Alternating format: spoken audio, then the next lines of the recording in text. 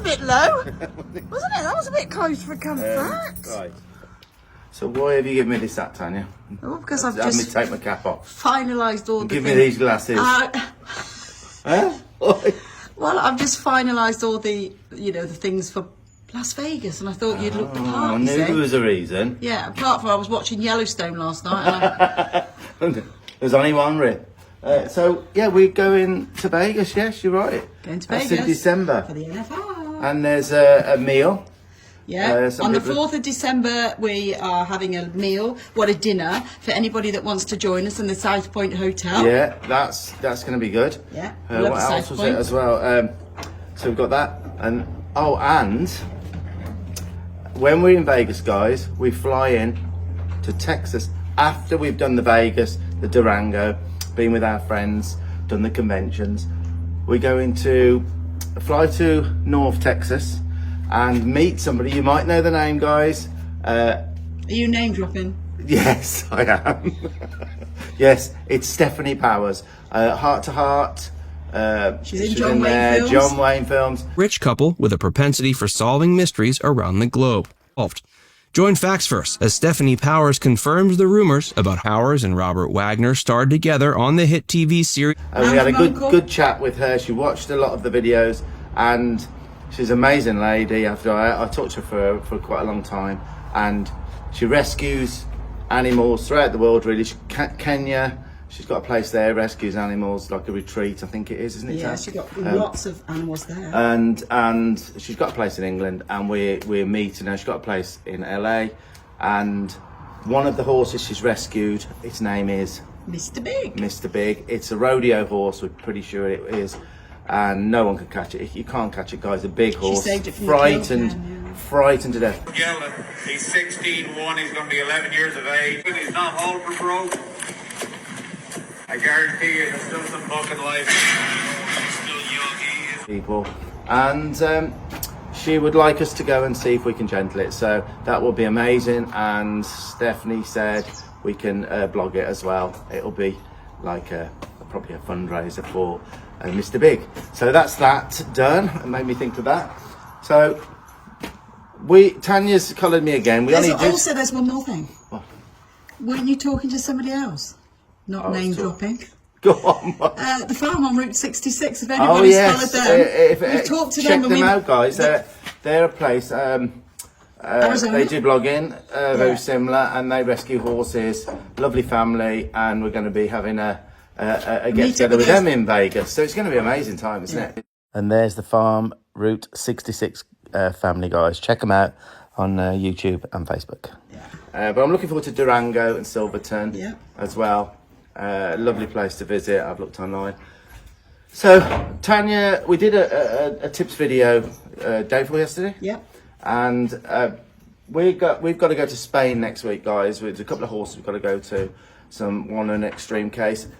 And Tanya said we won't be able to do anything probably next week. So let's do a quick video on some of the messages we've had. And one of several people want us to do tip videos on certain things, but we thought, right, we've sold so many. Charlotte sold loads and loads of the bits we use. Now it's only what I use, guys. These are only when I give tips out and people ask my opinion. That's just me. There's a lot of ways to get things done. Okay, lots and lots and lots of different ways. What's really important is where to adjust the bit to, what bits I use. Like I was just saying, it's really just what I do. Lots of ways to do it. And it's observe, remember, and compare is what horsemanship is. Just compare maybe some of the things that I say. Some things won't work, and some things will. So, adjustment of bit to start with, and what bits we use. Okay. So, what I found myself to be the go-to fit for starting horses is the Sweet Iron Snaffle. I don't use anything else. My horses have quiet mouths. Everything works out for me with the bits. I use mainly D-ring. So there's a D-ring, Sweet Iron. A D on it, look, that's where the D comes from. D-ring, single jointed, Sweet Iron Snaffle. And I've always done very well with them. There is a loose ring type.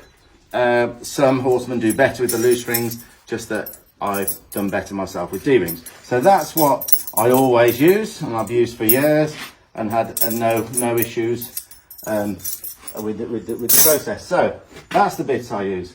Now Chevy, as this is the second time he's had a bit in his mouth since I showed my first bitting of him, which was on the subscription channels.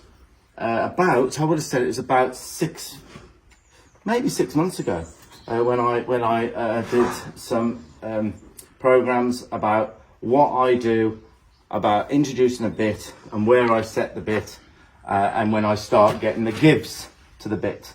Now it's really important for me. You know, I can't explain all that now on a tits video because there's hours of footage of what I do. But the main goal for me when I bit a horse up, I won't touch the bit or ask any gives of the bit until a mouth is quiet. Now when I first put this in, and I'll probably see if I can quickly find a little clip of what it was like when I put the bit in for the first time, because horses' mouths go absolutely crazy wondering what it is, and then I only ever take the bit out when the mouth is quiet like this. This guy shows you exactly how I get a mouth quiet, and this is Chevy several months back. No wrinkles, you can see what he's doing there. He's thinking, oh, I want to get rid of this. It's nice and low. It's kind of half, I would say halfway. I'll say in your mouth, boy. So, same every time. I just leave it in, and he'll just try and get it out because it's low. He'll try and get it out. He'll be playing with it for ages. But I won't take it out till his mouth's dead quiet. Really nice and quiet. Which might take, I've had some take about an hour, and some take longer than that. Some take usually about an hour. When it's quiet, I'll take it out real gentle. Well, that's the first time he's had a bit in there, and he'll play with that for ages now. I'll keep coming up and checking. What's that, mate? What's that?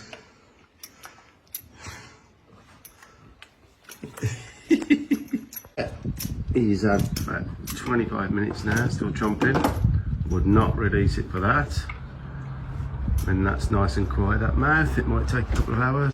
There you go, it's a little bit quiet. There's the mouth quiet, that's what I was looking for. There you go, guys, that's the time. 2 hours that was, 2 hours and 15 minutes, something like that. Yes.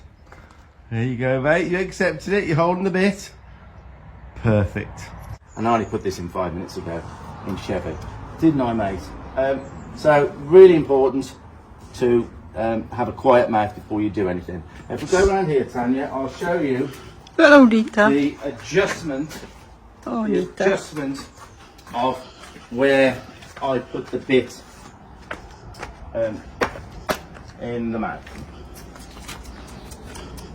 Come on. Right, so you might have to come around here, Tanya. Now, if I open his mouth, okay, can you see the bit drop there, Tan? Mm-hmm. He's holding this bit himself on his tongue. No wrinkles there. No, but look, so it's, look how loose it is, guys. He is holding that up himself. Right. Now, it's important not to have it low enough to clank the teeth, but not to have it high enough. Look there, Tan. Look this way, through there. So there's no wrinkles. He holds it himself there. He'll hold it on his tongue. Now, there's a real importance to that, because a snaffle, if I grab a snaffle again, that was very good for him to put up with me. So basically, the way that snaffle is now in his mouth is like this, okay? If that was pulled up tight like this, if I did that like this, like a lot of bits are set, okay, then that means that snaffle will be like this in the mouth. Yeah. You see it? Yep. But the way it is now is straight. Yep. So he's holding it himself because it's loose in there. He holds it on his tongue like that, so that when I pick up on a rein, he'll feel that break. So say if I was going to pick this up here, look, boom, that will do that. Can you see it? That will do that. So they feel the break in the snaffle, whereas if it's tight, it's already tight. They won't feel that give as much. So very loose in the mouth, very loose. They then learn how to hold it on the tongue, and that's how you get a quiet. Actually, that's quite a bit of information. Quite a bit of information. Yes, it is. Thanks. Yeah. Right. So, also, when you've got a low bit, right? I could even have it a little bit lower than this, to be honest. I could have it a little bit lower than that, even. Look at his lovely eyelashes. I know. Gorgeous boy. So I could have it even lower than that, but for now that's fine. So when you've got it low like this, you've got to be a little bit careful. If you ever had to, with a young horse, pull one rein. Okay. Sorry about that phone call, guys. We had to take it. Hey, They wouldn't have known about the phone call because the video finished. How come the video finished? Because when the phone comes through, it cuts you off. Right. Okay. Right. So, really important. Michael was saying, if you had to reach down and pull and you've got a bit low in the mouth, what can happen is it can pull into the mouth. The rings can go into the mouth if the mouth opened. So it's really important that you have a strap underneath, guys. Can you see that? See the strap there? Chin strap. Chin straps. We have these ones. Because they're easy. They're so easy. All you do is that, guys, and they're in and they're adjustable. I find the ones I used to have, or what most people have, are these, and they go underneath like this. But you have one loose to be able to take the bit in and out. You must always undo it. And Then you've got buckle. you've got the problem of threading through and trying to, and then this happens. Look what he's doing there. Yeah. Whereas they're so much. We find that they're really easy. So that's important. These chin straps, and we've supplied thousands again of these, haven't we? Really handy thing to have. Right. So what we're going to do now, we're going to put him in his stable while I clip some reins on, and show you very quickly about the giving of the bit, the way I start it off. All right. Brought him in here because the few times that for the subscription channel that I taught him about giving to the bit was in here, so I'll refresh it all in here and then start doing it elsewhere. So I always wait, so before I do anything, guys, with that bit at all, that's why I've got a halter underneath, halters under there in case I need to move him around. I make sure that mouth is like that. That mouth is relaxed, head down, not chomping at the bit as they call it. Then when I'm perfectly happy with that I can put the bit in and take it out with quality, then I will clip a rein on, guys. I'll clip a rein on. All right. So I'm going to clip the rein on there. These little reins, you can get these quite easily. I'll clip the reins on, and usually you'll get a give easier this side because we've led them this side more. And what I do, once they're clipped on, I'll raise my hand up, reach down, okay, drop my hand on his neck, and Good boy, Chevy. right, see, boy. that feel means something to my horses, guys.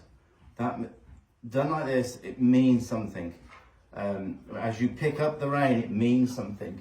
And really, really strangely, I reread a book called The Art of Horsemanship by Zephanon, and it's a Greek trainer. It's the first ever recorded in writing recorded horsemanship by the Greeks. It was, and there's the book, guys.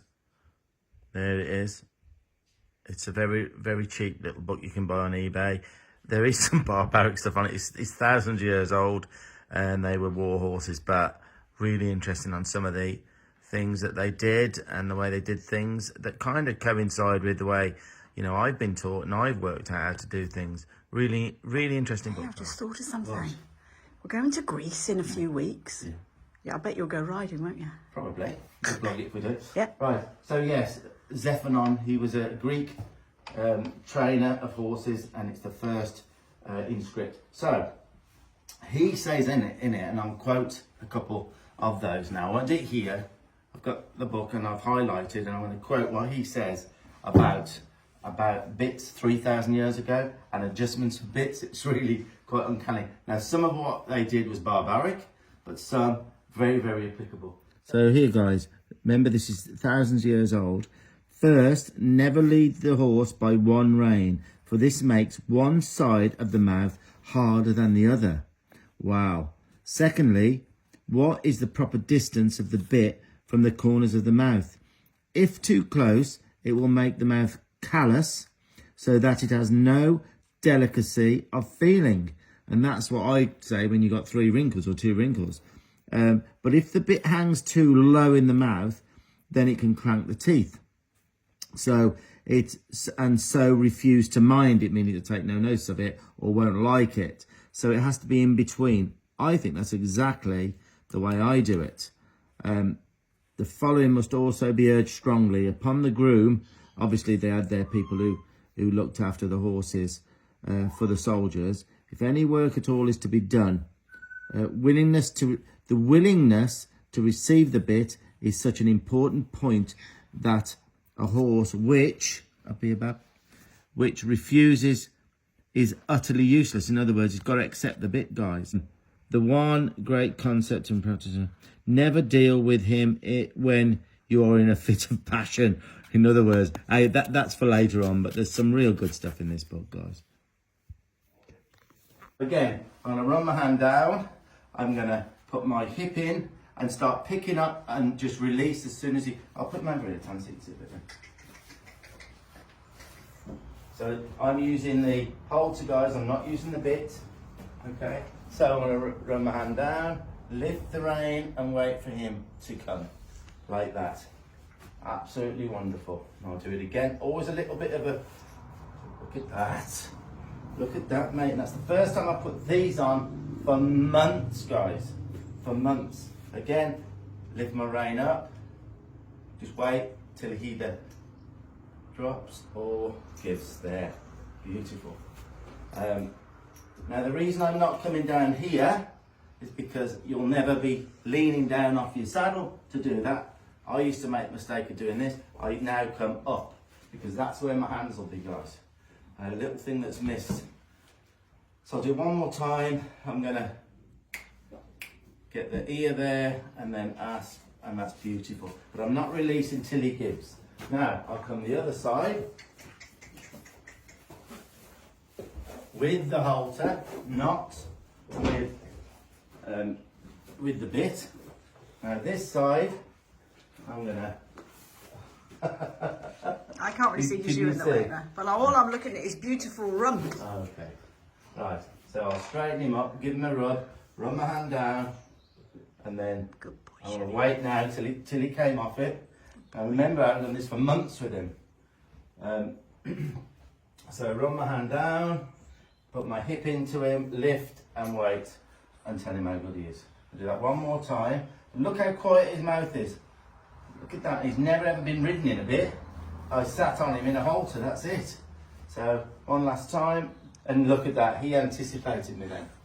He felt me, and tell him how good he is. The last thing I'll show you, because it takes hours to explain this stuff properly, I'll just see whether I can get him to give with 2 reins vertically. Now, I only did this about 2 or 3 times when it went on the subscription page.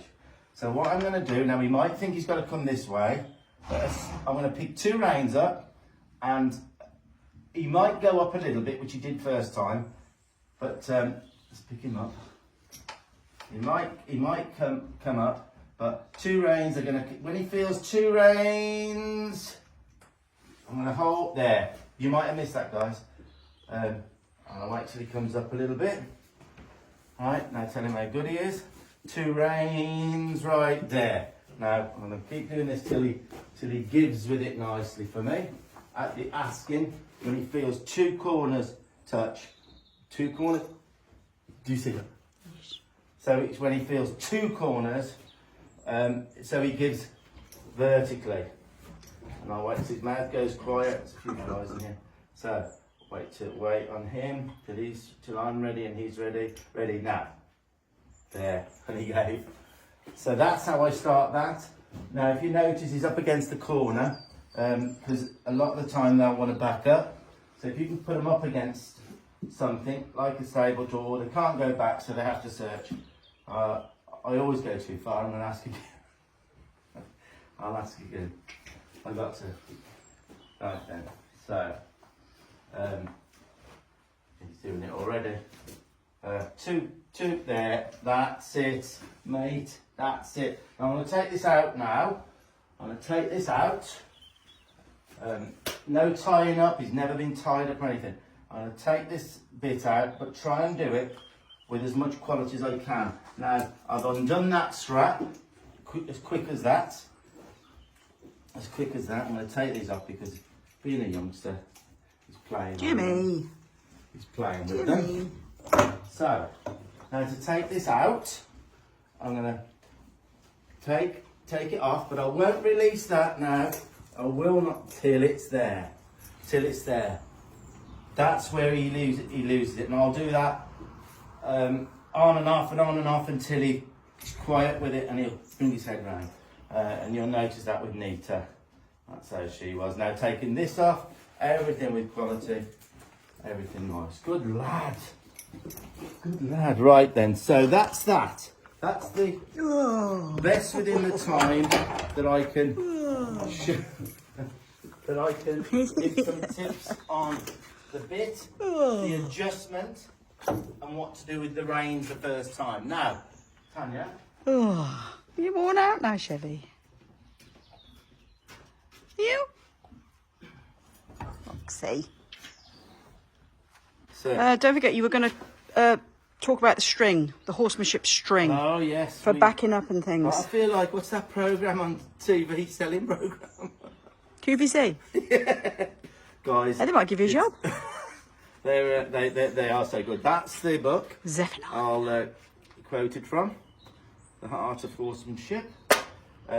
Yeah, so these horsemanship strings, they're literally, I just jotted down some of the uses that I use them for. Now, ours have that put in. It's a splice, and it's a forgotten art. It's much better than any clips. It's a great thing to have. So these little strings, they don't look like much, but we do so much with them. It's incredible. Now, we put one of the things we do, they're thin enough to go on our boinging sticks. So you can use them, everyone knows that you can use them on a stick, but you've got to have a hole, and I found that size hole, that size string's the best. Now, catching horses, I will catch a lot of mine. I'll put the string in my back pocket, you go up to horses, you put some a little bit, and then you can just simply put that over their neck. You can't. Put that over the horse's neck. He says, not me. And then you've got some way of leading them around. They can also go on you can put them on a neck strap. On a neck strap. Because as the Art of Horsemanship says, Zephaniah 3,000 years ago, never lead a horse by its bit. So we can put those through and put it on the neck strap. For leading a horse around, they're just such a great thing to, you don't have to lead your horse by the bit if you've got one of those in your pocket. There's a riding neck rope. Now, a lot of people have seen me riding Nita around with no bridle. If I go and catch her when I was a bit younger, I used to just leap on her in the field with my little string, put it around her neck and ride her back. So, they're a riding item as well. Now, also, it goes on. Also for the feet, people have seen me use them for horses' feet that won't pick them up. We just put the hoof in inside like that, and then we pick up the pressure until they take the weight off, and then we build on that till we can pick up. So any horses that are difficult with their feet, they're awesome for that. Seriously, the list goes on and on. It's just crazy that would. So how could you live without one, guys? Tell me that. Don't use it for backing up as well. You. Oh, backing up as well. Yeah, I'll show that. Choose one. Choose one for the backing up. Well, we're dealing with him, aren't we? So he's the next. plenty of work, isn't it? So backing up, every horse when I start them, because you lose some softness, when you do backing up with the horse. I coincide every horse that I start with a string around the neck. I tie it, put it over the saddle, so that when I ask for a back up, I use this as well. So if I put a bit of, and now I haven't done this with him for months, so this is going to be interesting. So if I put a little bit of pressure, he didn't take a step, but did you see that he? I thought he did take a step. Okay. Sounded like it. So if I put him here, right, so every horse has these on their neck, and I use them for stopping and backing up. So, look, that was an ounce, if that. That wasn't, you've got a brain, you've got a brain. I always make sure that they can back up, whereas for giving her the bit, I would have gone further back there, but for this, so if I put this, and I'm not even going to tut, I always tut. I'll do a tip on all the verbal cues, there's quite a few of them another time. So look, that goes on there, look, that's just the hair, that's just touching his hair, isn't it? That's how light you are. So do you think that you could see that then or not? Yeah. Yeah. Let's just see, bring him forward just a touch. So I can bring him forward with my little perfect neck string, and then look, 1, 2. So I'll be able to use that when I start riding him. When I restart him, I'll restart him in a halter again, then go to the bit for the first time, and then when I start asking him to back up, I'll use that with the bit. Where am I, mate? Where am I, mate? Hey? So I think That's a wrap. that's a wrap, innit? I think I did reasonably with that. And we mentioned that we're taking Chevy to Blackpool. Coming to Blackpool, Chevy. Yeah, when's that one, Sam? When's the Blackpool one? October 14th. Yeah, we were going to take George, but he's got Bruised. a bruised sole, so that's not good. So that's why we brought him back from his turn away a little bit early. So it'll be a great opportunity. I'm actually quite glad as well, because can you imagine the opportunity for him as a 3-year-old to go and experience all the clapping and people and everything? Do you think? Well, you could ride him down the see all the illuminations. I'm not riding him until he's 4. April the 1st. We'll start riding him, but he will be so prepared. Well, I've rode him already, but I mean seriously riding when he's 4. There's a lot of work to do till then. And the mate, and we won't forget him. Oh, we won't forget you, huh? Jimmy. We won't forget you, Jimmy. But I'll do the same with him as I did with Chevy as a 3-year-old. So when he's 3, I'll just lead him out and lead him out and sit on him with just a halter, walk, try and canter him in the round school, and that'll be you then. That'll be fun. That'll be you. Yeah, Charlotte thinks it'll be fun. Yeah, that'll be fun, Jimmy. Right then, okay guys, so Happy trails. yeah, happy trails.